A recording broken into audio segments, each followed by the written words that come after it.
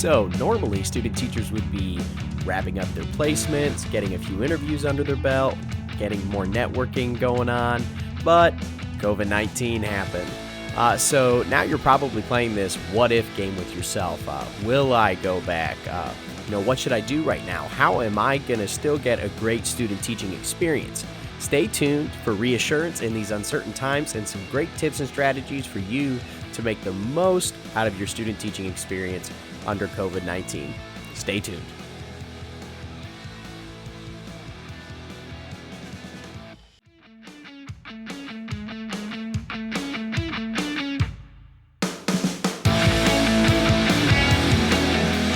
Hello, and welcome to musiced.allin, the podcast for music education majors and young music education professionals.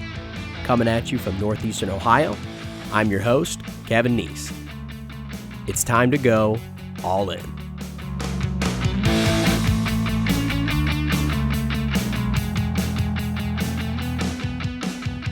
Hey, what's going on, guys? So again, we're going to be talking about student teaching in a global pandemic for Episode 2.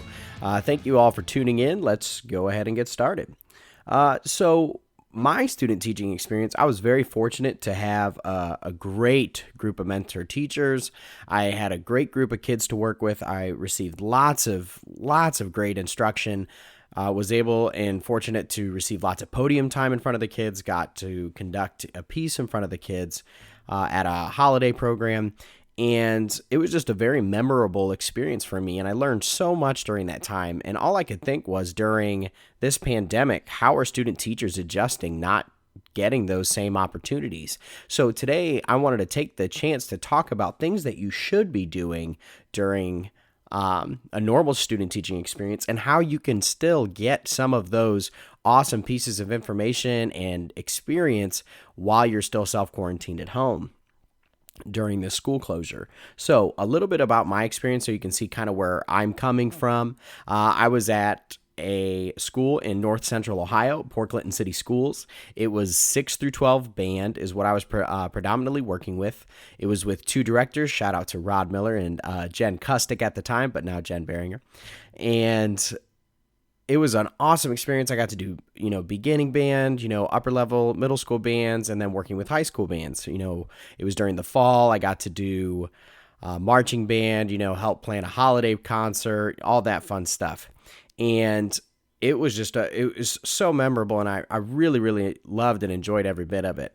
So we're going to gear this conversation in kind of two directions. We're going to talk about the things that you would normally do during student teaching, and then give you the flip side of how you can achieve that remotely while you're at home. So first off, right off the bat, when you're student teaching, you are trying to watch and listen as much as humanly possible. You are trying to ask questions on why they do it the way they do, how they do it that way, when is it appropriate to do that way. You're trying to drink in and be a sponge and just soak up everything you possibly can. Now, even though we're at home, you can still continue to watch and listen. You can listen to several concerts. You can check out conducting videos and seminars that are available online. You can keep your ears sharp and still listen to quality repertoire. Listen to podcasts like you're doing right now. You can check out so many different new materials while you're at home. Still soak in as much as you humanly and possibly can. And this can be, through video chat. This can be pre-recorded videos that you find on YouTube, whatever it may be. There's lots of great resources out there for you to just watch and listen. That is some of the best you can do because you're finding out not only what to do, but what not to do. There's lots of great material out there. Another thing you would typically do during a normal circumstance would be videotaping and recording yourself in front of a group of kids. You can still videotape in a different way now. So I would get in contact with whoever your mentor teacher is and ask if you can provide one of the online remote learning lessons. See if you can do something pre-recorded. The beauty about this is if you do a pre-recorded video, you can submit it to your mentor teacher. They can give you instant feedback on what they think. They can say, ooh, this was really good, but I would approach this topic maybe like this. And then you're still getting that feedback from your instructor and your mentor, and you're getting FaceTime with the kids. That knocks out a lot of issues that you may run into now that you're at home. One thing that I think was one of the most beneficial experiences for me was just simply having one-on-one chats, talking shop with, you're with your mentor teachers or teacher, and you're just talking about the field, not just music topics. You're talking about bus tickets for your football games. You're talking about planning trips. You're talking about scheduling. You're talking about logistics of the job that you don't get to typically learn during school. Another thing that I miss, was getting to talk to and pick apart administrators' brains. I was able and very fortunate to set up a one-on-one with the middle school principal. Shout out to Carrie Sanchez, who is absolutely fantastic at Port Clinton Middle School. And we talked about what administrators are looking for in employees. These are easy things that you can still accomplish through the internet, whether it's video chat or just text threads, whatever. Phone calls, whatever it may be, you can still get in touch and talk shop with your mentor, teacher, or teachers. You can still set up an online learning platform for you and an administrator to sit and talk and discuss what are you looking for when you're hiring a new band director? What are things that you want to see out of an interview? What are things you don't want to see out of an interview? Highly, highly recommend shooting an email to an administrator that you maybe were student teaching with, or even better yet, maybe it was a high school principal that you had, somebody that you know and trust that you can get quality feedback about, an interview process and how you can approach it, especially now. That would be great, great feedback for you. Another thing with this whole online remote learning, a thing that you should always do, regardless of what the situation is asking your mentor teacher what needs to be done. Now think of the wording of that. What needs to be done? Not, do you need me to do anything? When you're asking what needs to be done, it shows initiative and it shows that you are doing everything you can to get the job done. That's awesome. It shows that you are taking pride in your work and that you're going for gold. If you say, do you need me to do anything? It kind of puts it on the back burner like it's an afterthought. So the more initiative you show, the more your mentor teacher is going to be impressed with your work ethic, and not only them, but administrators as well. So you can still ask your mentor teacher what needs to be done. Maybe it's creating some sort of material for online. Maybe it's creating some sort of breathing gym warm-up that you're doing through Zoom. Now, whatever it is, ask them what needs to be done. Maybe it's something logistic. Maybe it's paperwork stuff. Maybe it's assisting with files or, creating a Google Classroom. Whatever it is, ask what needs to be done. Now, this this one's probably one of my favorites. Is in a typical situation where you're student teaching, I think it's the best thing to play on the worst methods instrument you had in beginning band. First off, the kids absolutely love it. You're playing on an instrument. You don't sound very good. You're kind of on the same playing field with them. And that is where you can really learn and pick apart an instrument. Now, we're not in school. You don't have that access. If you were very lucky to pull one of those instruments from school before you had to go home for the school closure, lucky you, you're in great shape. Take the time, sit one-on-one with yourself, try and figure that thing out. I know my personal instrument that I was absolutely garbage at was clarinet. I was not very good at it, and I know took a lot of time to play that instrument in sixth grade band, and now that's one of my favorite instruments to demonstrate on when I do have full sixth grade band and I'm working with everybody. Now, if you weren't able to borrow an instrument, here's something that you could do that might be just as effective. Set up a group chat or a video chat with, some of your peers from college, some of your friends that are student teaching right now, and make sure that you have each instrument represented. Maybe you have a double reed person, you have a brass person, you have a normal woodwind person, you have a percussionist in there, you have a vocalist in there, okay? And you guys sit down, talk shop, and talk about the do's and don'ts on the instruments. You talk about, don't use that reed. That's way too soft for a sixth grader. You say, when you're talking brass buzzing, you have to show them in a certain way, make that M shape with your face, all these little details that get overlooked sometimes. Sit down, talk shop, and figure out what's the best way that you can approach this to where when you do get on the podium in front of a group of kids again, that you have so many quick resources and ideas right off the bat. The one part of this whole process that is difficult to achieve is getting as much podium time and just time in front of the kids as possible. Podium time is learning in the moment. You are building so many great technical skills, classroom management skills. You're learning in the moment. And it's such a great time to get instant feedback because you're finding out what you're saying, if it's working or not immediately. Now, with that, it stinks for the current situation that we're in. But with a possible twist, what I recommend is discussing with your mentor teacher opportunities to do small group learning, but live situations. So this would require, Google Meets, Zoom, whatever you're using for your district, and see if you can set up basically sectionals. Work with maybe a group you're not as familiar with. Okay. I would start small and see if you can do something live. Maybe you're talking about rhythm. Maybe you're talking about more theory based concepts.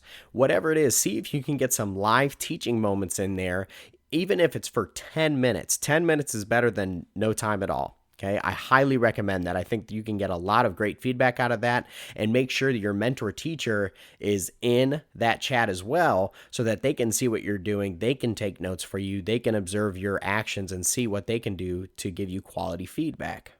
Another thing that during a typical student teaching experience that you would have to experience is you're getting accustomed to real live lesson planning.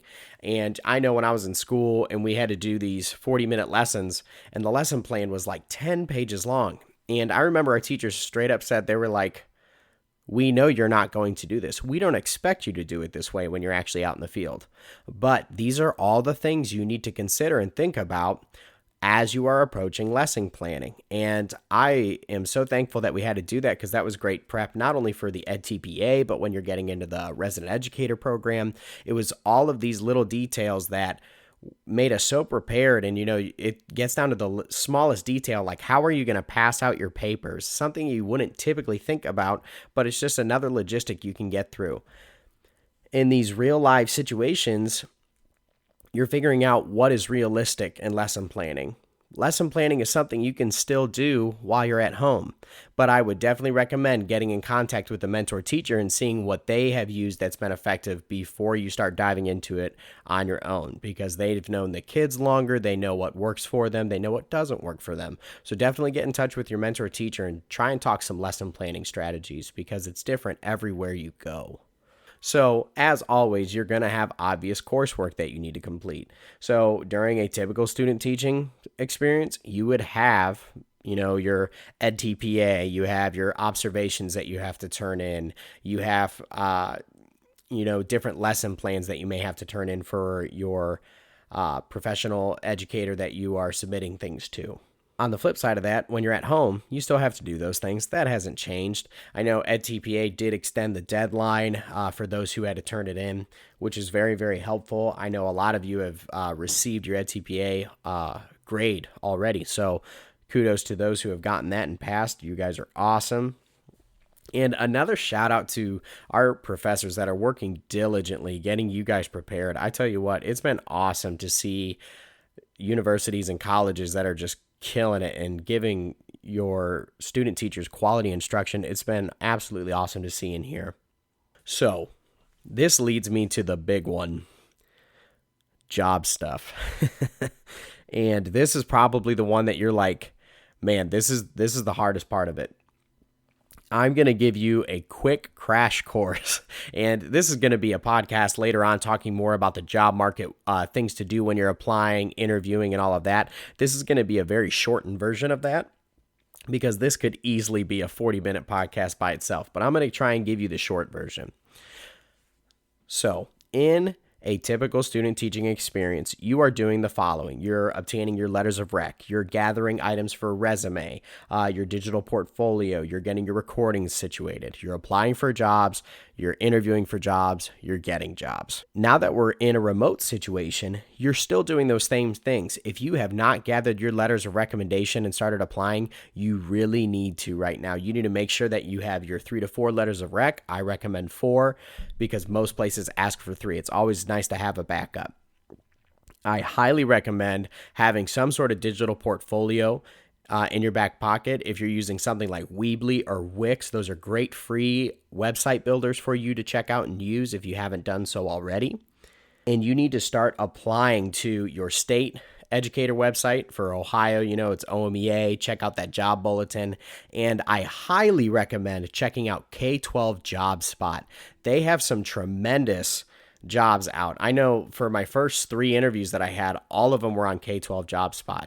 All of them, and they weren't even listed on the OMEA website at first. So that shows you that there are jobs out there if you're willing to search in high and low for them. So definitely check out K-12 JobSpot. Great resource. The thing that's cool is you get your resume put together. You have your cover letter. You have all of your letters of rec. You have your digital portfolio. You have all that stuff done. Now you get that chance to interview. The cool part about this is all of those things that I just listed, those are things that you would do the same way if you had face-to-face instruction. You might get to talk about it face-to-face, but you would typically have to acquire letters online. They send it to you as a PDF, whatever. You're uploading your resume. You're doing that from home anyway. You're doing the same thing with your cover letter. The only part of this process that's different is going to be the interview process. And it's going to be slightly different because everybody is at home. So administrators are at home. Your people are applying are at home. The people on the job committees are on the hiring committees are at home. That's the only difference that you're really going to see in this process. So what I'm going to do is I'm going to give you the quick version of what to do when you get an interview. First off, research the school. You need to figure out where it is, who the administrators are, what their school district grade card was. See if there's a program website. If you're a band person, see if they have a website for band. Same with choir, orchestra, whatever it may be. Check out if they have something about their program so you can see what their colors are, what their mascots are, their slogans, mottos, and find and feel out what the vibe and the culture of the area is. Not only the program, but the community. So if you're trying to figure out the program, see maybe it's for marching band. You're trying to figure out, is it a show style marching band? Is it competition style? Do they go to large group contests? Do they do solo and ensemble? Try to find out all these details. And then as for a community, is it more rural? Is it more urban? Look for these details when you're doing your research online, because that's great information to have as you're going into that interview process. The next part that I would do personally is Google interview questions and write down your answers. I think this is really a wonderful tip that I don't see a lot of people do. When you're in an interview, people want you to be deliberate with concise answers. If your thoughts are organized and you have them all processed, you can be deliberate and concise. If you're not, you can ramble and you can carry on a conversation for hours and hours and hours. Make sure you're deliberate and concise with all of your answers throughout that interview process. Google interview questions. I think I answered probably 100 of them. And they don't need to be these long, drawn-out answers. Again, be concise, be articulate with how you respond. Assuming it's a video chat, make sure you are in a good environment to complete that interview comfortably. Make sure you're in a quiet room. Make sure the room's clean behind you. Make sure you're dressed appropriately, professionally, all those typical things you would normally do. But I know even recording this podcast, I have it set up for video as well. And I noticed the one day I had like an old coffee cup on my nightstand. And I was like, oh crap, I can't believe I left that there. Don't be like me. You're better than that. Moving forward, make sure you have all of your materials ready for each school that you have received an interview for. So make sure that digital portfolio link's there. You have all of your letters of recommendation right there ready to go with a list of your references, resume, cover letter. And what I would personally do is make sure you have some sort of Google email. Put it all in a Google Drive folder so then you can easily organize it with this school's interview process, this school's interview process, and then from there you can add and take away materials that you need for that specific school. So this process is overwhelming regardless of the place that you're in, whether you're at school and everything's like normal or if you're at home right now. It can be a lot to take in, but these are just little things that you can do to set yourself up for the most success later on. Ladies and gentlemen, the theme is to adapt. The whole situation, we have to learn to adapt. Not only student teachers, but the entire education system is doing this. Student teachers, you're going to be just fine. Everyone understands things are simply going to be different.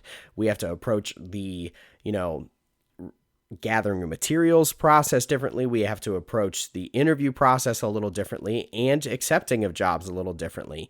It's going to be different for everybody, but you can still accomplish these great goals during your student teaching experience.